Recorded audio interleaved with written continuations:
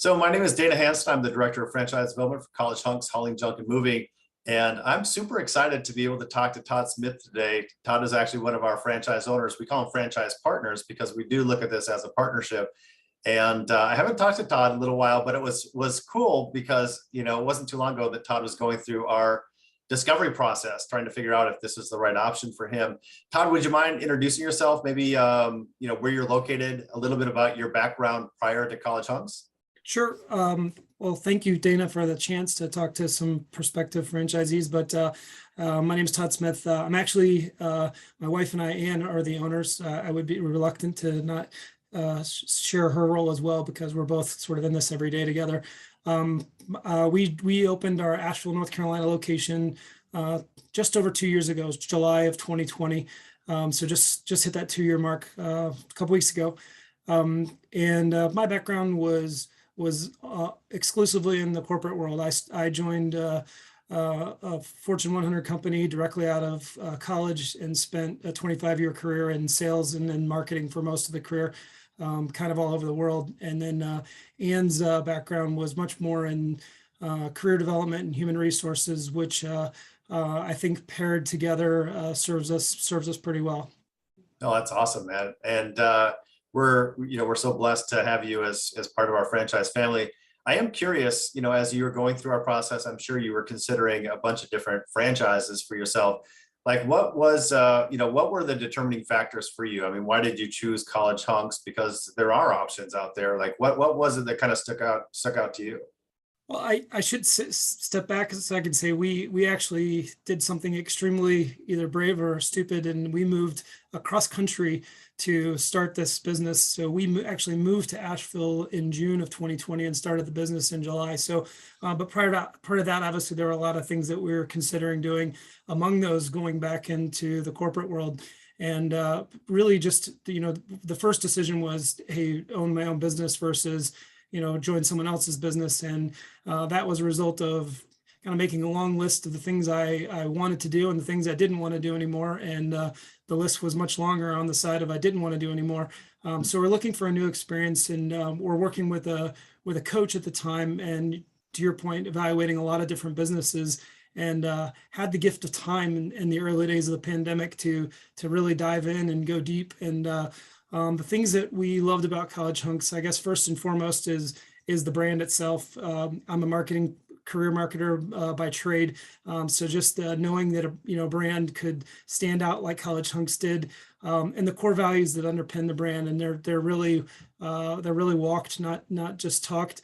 That's what sort of drew us in. There's a couple other aspects that were really key to us, though. I think one was the role that we'd play. In other franchises, you're not in the business, working in the business every day. You may be an owner operator, distant from your everyday crews and team. We wanted to be involved in the team, so we really bought into the building leaders stories, and that was something that we really wanted to be a part of.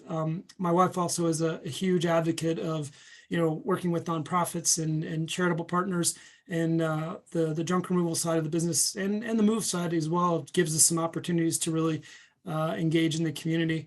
There were some specifics in the business, when kind of comparing it to other businesses that I really liked, which is two things really. One is the scalability. We could kind of control the growth of the business to some degree, and manage at our pace and do things the right way, and not be under a lot of pressure just to go as fast as humanly possible to try to make a buck.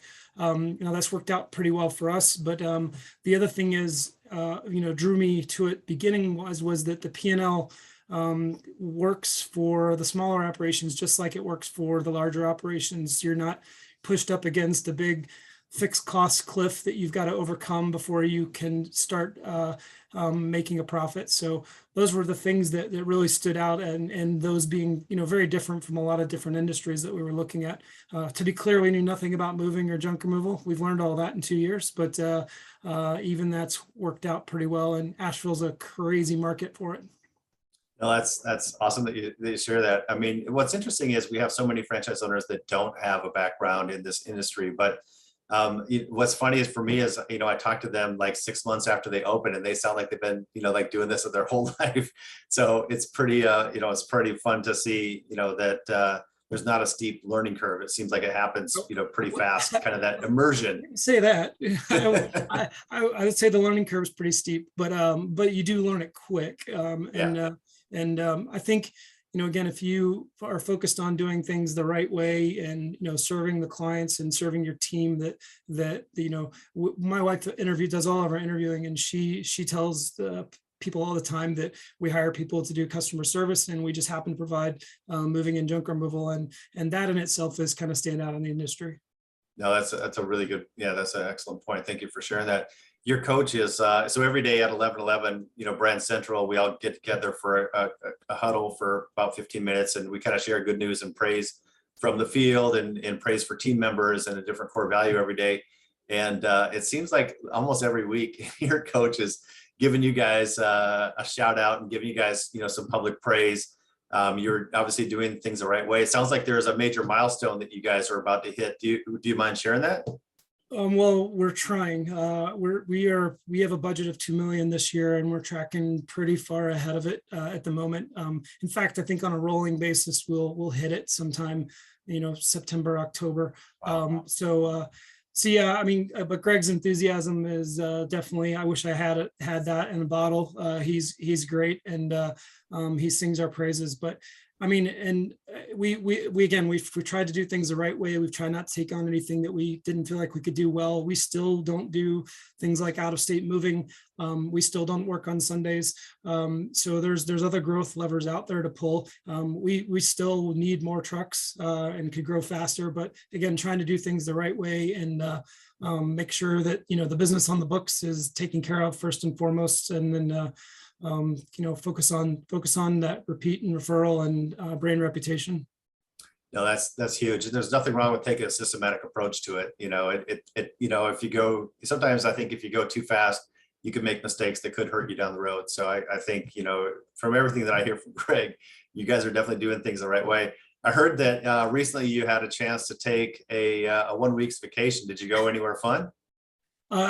Well, if any vacation is fun, we just went to sit on the beach for a week in Florida, which was the first time we've done that, for any extended period of time. I'm not saying it couldn't have been done earlier, and I'm not saying that we didn't hear from work for a whole week, but it was nice to get away and know that the team could survive and thrive while we weren't here, running the business every single day. And it is our busy season, so it wasn't like an easy decision, but we felt like we needed something to celebrate the 2 years in, and we're able to meet our daughters down in Florida who are kind of all over the place, and so it was kind of nice.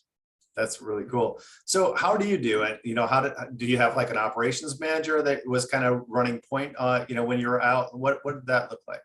So we had a gift, to be perfectly honest, about a year ago, which is a gentleman who joined us from the Tampa organization, and he was just moving to Asheville and said, maybe this will work. So we kind of dated for a little while, and he decided to join our organization last May as our head of sales and ops, and he'd done both of those positions for a much larger organization. So really relied on his experience, and it's been invaluable. But we've also got a part-time ops manager now. We've got a full-time admin, and then we're constantly challenging guys to step up. And I think that sort of all hands on deck approach works best, is cross train everybody so that you're not relying on any one person, especially me, to try to keep things going. So that's kind of the approach we take.